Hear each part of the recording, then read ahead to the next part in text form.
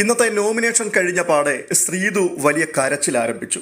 ആദ്യം ലിവിംഗ് റൂമിൽ ഇരുന്നു കൊണ്ട് കരഞ്ഞു. അതിനുശേഷം വാഷ്റൂം ഏരിയയിലേക്ക് പോവുകയും മൈക്കൊക്കെ ഊരി മാറ്റിയിട്ട് ഡ്രസ്സിംഗ് റൂമിലേക്ക് കയറി അവിടെ ഇരുന്നു കൊണ്ട് കരയുകയും ചെയ്തു. ആശ്വസിപ്പിക്കുവാൻ രണ്ടാൾക്കാർ മാത്രമാണ്, ഒന്ന് ജാസ്മിനും രണ്ട് അർജുനും.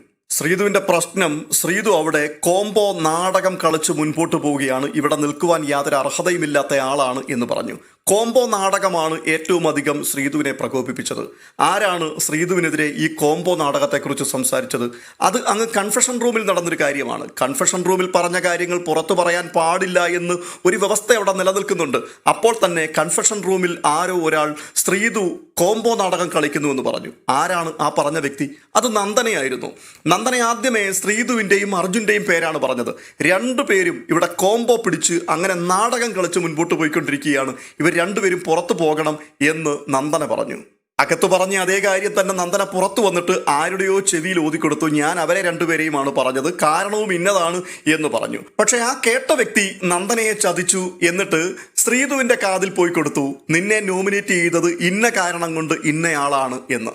അത് ശ്രീതുവിന് താങ്ങുവാൻ കഴിഞ്ഞില്ല. കാരണം അങ്ങനെയൊന്നും ഇല്ല. ശ്രീതുവിന്റെ കാഴ്ചപ്പാടിൻ പ്രകാരം അങ്ങനെ ഒരു കോംബോ താൻ അവിടെ പിടിച്ചിട്ടില്ല എന്നുള്ളതാണ് ശ്രീതുവിന്റെ അന്തർഗതം. അവിടെ ജാസ്മിൻ വന്നിട്ട് പറയുന്നുണ്ട്, നീ ആശ്വസിക്കുക, നീ സമാധാനമായിട്ടിരിക്കുക, ഈ അവസ്ഥയിൽ കൂടിയൊക്കെ ഞാൻ എത്രയോ പോയതാണ്, ഇതൊന്നും മൈൻഡ് ചെയ്യേണ്ട ആവശ്യമില്ല. രണ്ടാമത് ഈ പറഞ്ഞ വ്യക്തി ആരാണെന്നുള്ളത് മനസ്സിലാക്കണം. ഇതൊക്കെ കേൾക്കുമ്പോൾ പ്രേക്ഷകർ വാല്യൂ കൊടുക്കണമെന്നുണ്ടെങ്കിൽ ആരാണ് നമുക്കെതിരെ പറയുന്നത് എന്നുള്ളത് ഒരു പ്രധാനപ്പെട്ട കാര്യവും കൂടിയാണ് എന്നൊക്കെ പറഞ്ഞുകൊണ്ട് ആശ്വസിപ്പിക്കുകയാണ്. നന്ദന പറയുന്നത്, എൻ്റെ മനസ്സിൽ അങ്ങനെയൊന്നും ഇല്ലായിരുന്നു, ആവശ്യമില്ലാത്ത നാടകം കളിക്കുന്നു എന്നൊക്കെ പറയുമ്പോൾ എനിക്ക് മനസ്സിലാകുന്നില്ല ഇവരെന്തൊക്കെയാ പറയുന്നത്.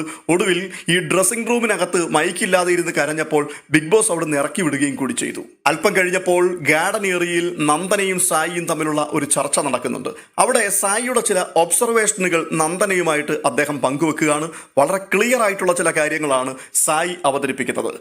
സായി പറയുന്നത്, ശ്രീതു ഇവിടെ നിലനിൽക്കുന്നതിന്റെ ഒരു പ്രധാനപ്പെട്ട കാര്യം തമിഴ്നാട്ടുകാരുടെ വോട്ട് കൊണ്ടായിരിക്കാം.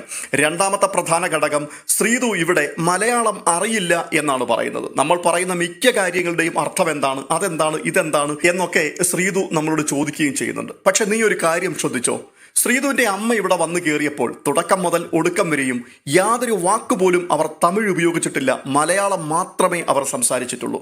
അങ്ങനെ മലയാളം മാത്രം സംസാരിക്കുന്ന ഒരമ്മ വളർത്തിയ ഒരു മകൾക്ക് എങ്ങനെ തമിഴ് മാത്രം പറയുവാൻ കഴിയും? മലയാളം അറിയില്ല എന്ന് പറയുന്നത് എങ്ങനെയാണ്? രണ്ടാമത്തെ മറ്റൊരു പ്രധാനപ്പെട്ട കാര്യം, ഇവിടെ മലയാളം തീരെ വഴങ്ങാത്തൊരു വ്യക്തിയായിട്ട് വന്നത് ജാൻമണി മാത്രമാണ്. എങ്കിൽ പോലും ജാൻമണി മാക്സിമം മലയാളം കാര്യങ്ങൾ പറയുകയും നമ്മൾ പറയുന്ന മലയാളങ്ങൾ ജാൻമണിക്ക് മനസ്സിലാവുകയും ചെയ്യുന്നുണ്ട്. ജാൻമണിയുടെ സംസാരം കേൾക്കുമ്പോൾ തന്നെ നമുക്കറിയാം അത് ജാൻമണി പഠിച്ചു പറയുന്ന മലയാളമാണെന്ന്. എന്നാൽ ജാൻമണി പറയുന്ന അത്രയും പോലും മലയാളം ശ്രീതു പറയുന്നില്ല എന്ന് വരുമ്പോഴാണ് നമുക്ക് ഡൗട്ട് അടിക്കുന്നത്. അപ്പോൾ ഇത് നാടകം തന്നെ അല്ലേ എന്നുള്ളതാണ് സായിയുടെ നിഗമനവും വെളിപ്പെടുത്തലും. സായിയുടെ ഈ ഒബ്സർവേഷനെ നമുക്ക് ഒരു തരത്തിലും തെറ്റു പറയുവാൻ കഴിയില്ല. കാരണം നന്ദനയുടെ അമ്മ പക്ക മലയാളിയാണ്. അങ്ങനെ ഒരമ്മ വളർത്തിയ മകൾക്ക് മലയാളം അല്പം പോലും അറിയില്ല. അതുമല്ല, നമ്മൾ നിസ്സാരമായി പറയുന്ന മലയാളം വാക്കുകളുടെ പോലും അർത്ഥം അതെന്താണ്, ഇതെന്താണ് ചോദിക്കുക എന്നൊക്കെ പറയുമ്പോൾ അതൊരു വിചിത്രമായി തോന്നുകയാണ്. എന്തായാലും പ്രേക്ഷകരായ നിങ്ങൾക്ക് ഇതിൽ നിന്ന് എന്താണ് മനസ്സിലാകുന്നത്? തീർച്ചയായിട്ടും കമന്റ് ബോക്സിൽ രേഖപ്പെടുത്താം.